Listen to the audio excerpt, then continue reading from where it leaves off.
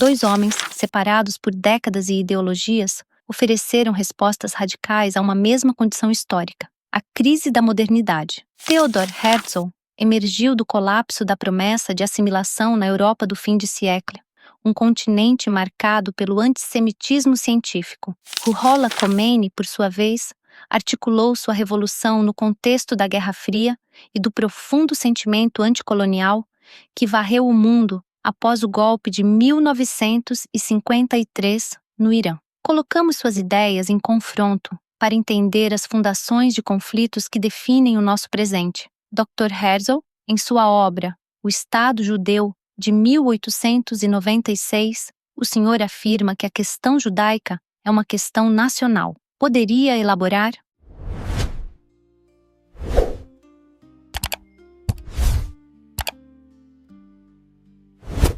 Exato. Considero a questão judaica nem social, nem religiosa. É uma questão nacional. Tentamos nos assimilar, mas não nos permitem. A solução é política, um refúgio soberano, garantido pelo direito público. Eu sempre imaginei este lugar como uma sociedade cooperativa, onde a ciência e a engenhosidade europeias criariam uma nação modelo, tolerante. Ayatollah Khomeini, em seu tratado Hukumat Islamiyah, 1970, o senhor justifica o Velayat Faqih como a única alternativa legítima aos sistemas seculares? Minha doutrina sustenta que a soberania pertence somente a Deus. Conforme detalhado em meu tratado, qualquer sistema humano que não se submeta à sua lei é tagot, tirania. Essa visão postula que apenas os juristas, fuqaha, por seu conhecimento da lei divina, podem governar com ponto justiça.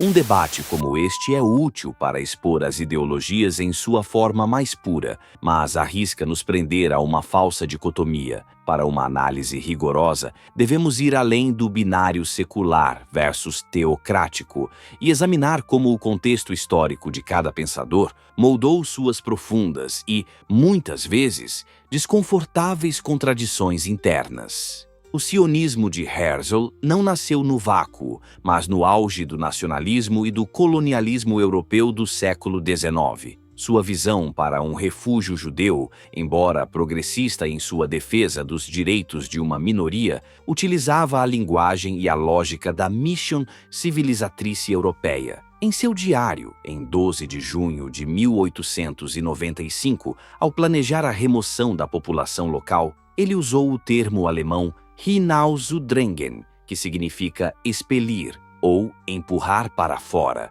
Como demonstra o historiador Derek Penslar em sua biografia The Charismatic Leader, 2020, não se deve cometer o anacronismo de julgar um homem do século XIX com as lentes da teoria pós-colonial do século XXI. É mais preciso entendê-lo como um produto de seu tempo, imerso nas contradições do liberalismo europeu, que defendia os direitos humanos ao mesmo tempo que justificava a dominação imperial. Da mesma forma, a Revolução de Khomeini, uma autêntica resposta anticolonial à ditadura do Shah, não foi um movimento monolítico. Sua teoria do Velayat e Faqih foi uma inovação radical que rompeu com a tradição xiita majoritária, que defendia um papel apolítico para o clero. Críticos contemporâneos, como o grande Ayatollah Shariat Madari, em suas cartas de 1979,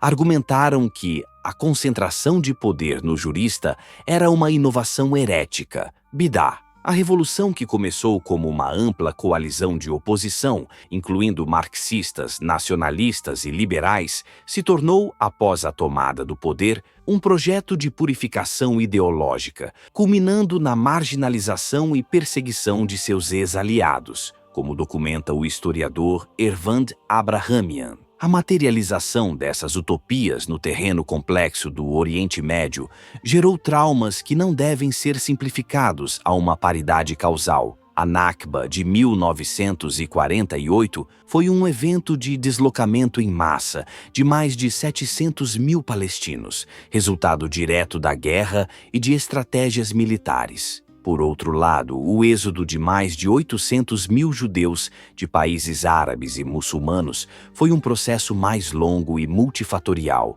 impulsionado por uma combinação de fatores. Séculos de status de dhimmi, proteção legal, porém subordinada, cuja aplicação variou imensamente entre períodos e regiões. A ascensão do nacionalismo árabe, a instabilidade pós-colonial e episódios de violência, como o brutal pogrom Farhud, em Bagdá, em 1941, anos antes da criação de Israel. Como analisa a acadêmica Ella Shohat, a identidade judaico-árabe, ou Mizrahi, foi esmagada entre as forças do nacionalismo árabe e do sionismo europeu. É necessário reconhecer que a história destes eventos é, ela mesma, um campo de batalha. Historiadores como Ilan Pappé, em A Limpeza Étnica da Palestina, argumentam por um plano deliberado de expulsão. Benny Morris, em O Nascimento do Problema dos Refugiados Palestinos, revisitado,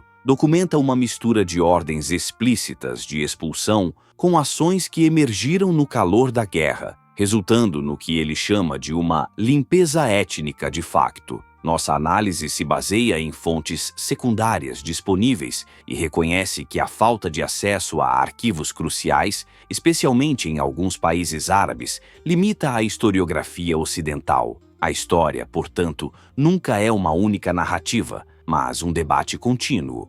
Herzl e Khomeini nos deixam uma lição desconfortável. Projetos de libertação podem criar novas estruturas de poder com seus próprios mecanismos de exclusão. Como alertam teorias pós-coloniais e éticas comunitárias não ocidentais, como o Ubuntu africano, a ideia de que eu sou porque nós somos, projetos redentores que buscam uma pureza totalizante frequentemente replicam as opressões que buscaram superar. O dever da análise crítica é justamente expor essas contradições, não para paralisar a ação, mas para torná-la mais consciente, ética e talvez menos utópica.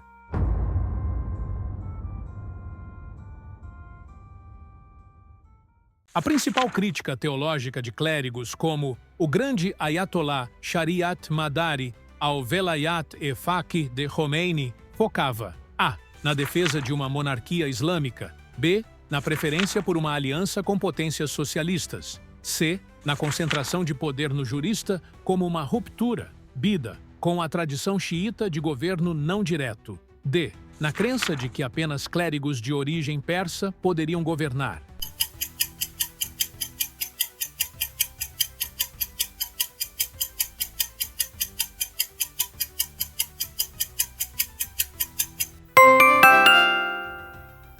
O paradoxo no pensamento de Theodor Herzl, conforme a análise do vídeo, reside em a. Ele ser um socialista que pedia ajuda a capitalistas. b. Sua tentativa de criar uma utopia liberal usando a linguagem e a lógica do colonialismo europeu do século XIX. c. Ele defender um Estado religioso, mas ser pessoalmente ateu. d. Ele defender a paz, mas secretamente planejar uma grande guerra.